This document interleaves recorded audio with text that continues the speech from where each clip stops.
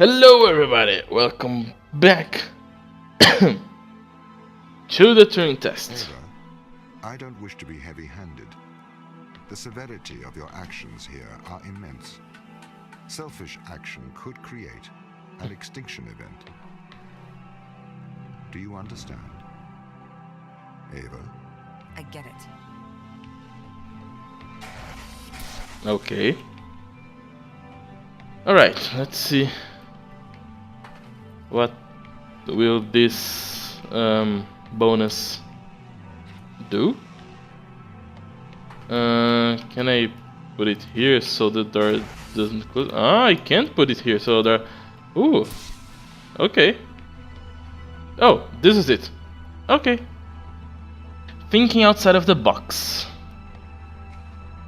The imitation game. Okay, let's read it. I propose to consider a question. Can machines think? The new form of the problem can be described in terms of a game which called the imitation game.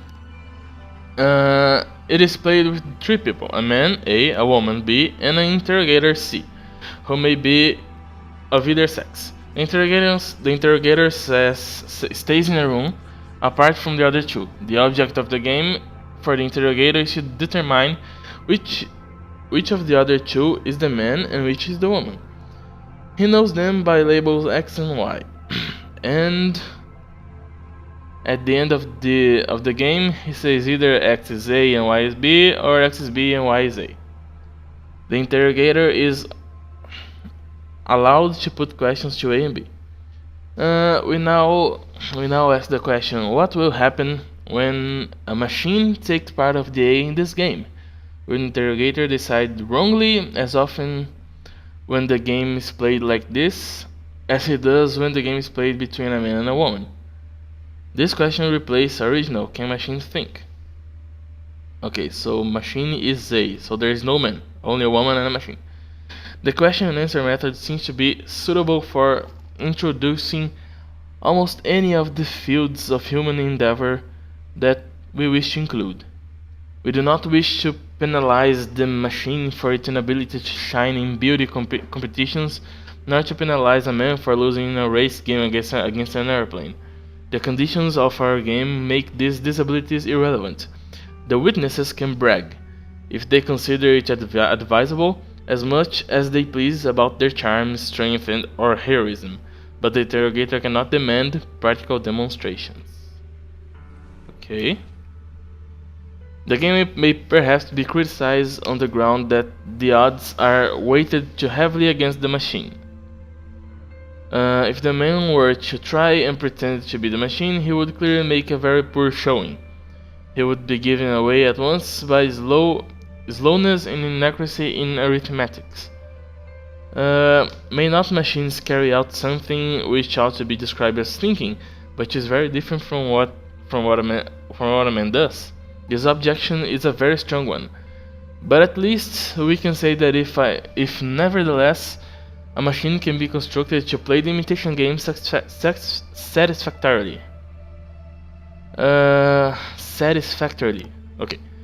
We need not be troubled by this objection. It might be urged that when playing the imitation game, the best strategy for the machine may possibly be something other than imitation of the behavior of a man.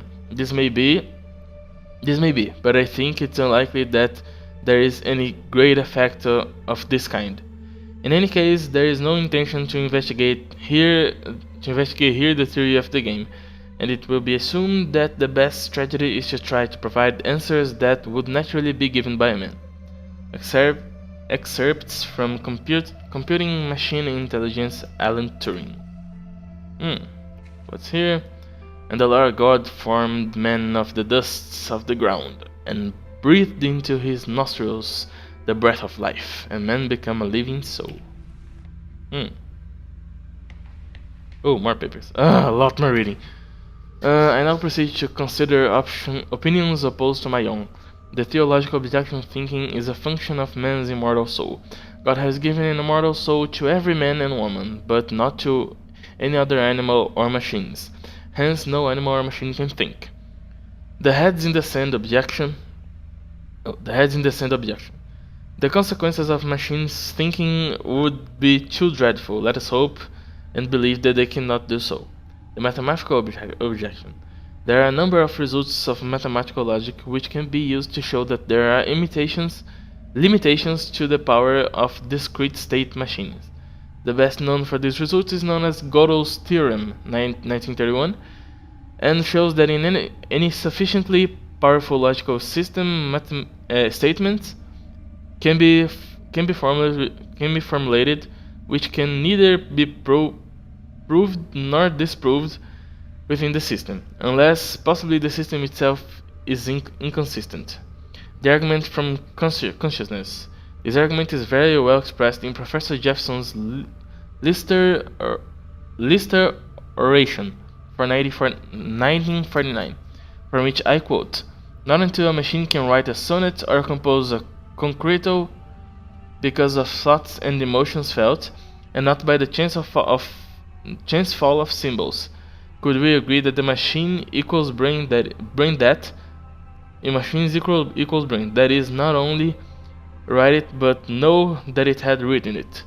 No mechanism could feel and not merely artificially signal an easy contrivance, pleasure at its successes, grief when its valves fuse, be warmed by flattery,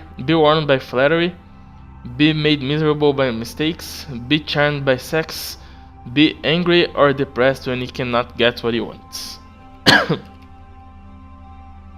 Okay, I think there are no more reading after this. Arguments from various disabilities. The arguments take the form. I grant you that you can make machines do all the things you have mentioned, but you will never be able to make one to do X. Numerous features X are suggesting this. In this connection, I offer a selection. Be kind, resourceful, beautiful, friendly, have initiative, have a sense of humor, tell right from wrong, make mistakes, fall in love, enjoy strawberries and cream, make someone fall in love with it, learn from experience, use words properly, be the subject of its own thoughts, have as much diversity of behavior as men, do something really new. Lady Lovelace's objection. Our most detailed information of Babbage's and Babbage, I don't know how to spell his name. Analytical engine comes from a memoir by Lady Lovelace, 1842. In it she states, "The analytical engine has no pretensions to originate anything. It can do whatever we know how to order it to perform." Her italics. This statement is quoted by Hartree, 1949, who adds, "This does not imply that it may not be possible to construct electronic equipment which will think for itself, or in which, in biological terms, one could set up a conditioned reflex which would serve as a basis for learning, whether this is possible in principle or not. Whether this is possible in principle or not is a stimulating and exciting question suggested by some of these recent developments. But it did not seem that the machines constructed or projected at the time had this property." And the last one, argument from continuity in the nervous systems. The nervous system is certainly not a discrete state machine. A small error in the information about the size of a nervous impulse impinging on a neuron may make a large difference to the size of the outgoing impulse. It may be argued that, this being so, one cannot expect to be able to mimic the behavior of the nervous system with a discrete state system. Alright. What else do we have here? This is it, maybe. Oh god, there's a lot of more reading. Okay, let me just do this. This.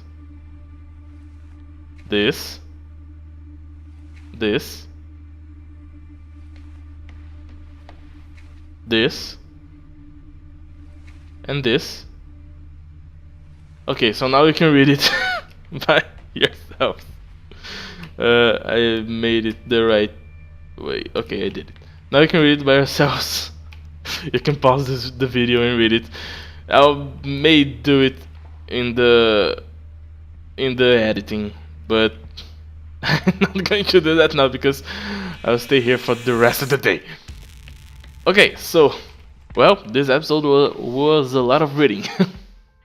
So, this is it for today. I hope you enjoyed it. If you did, leave a like and subscribe to the channel, and I'll see you guys in the next video. Bye.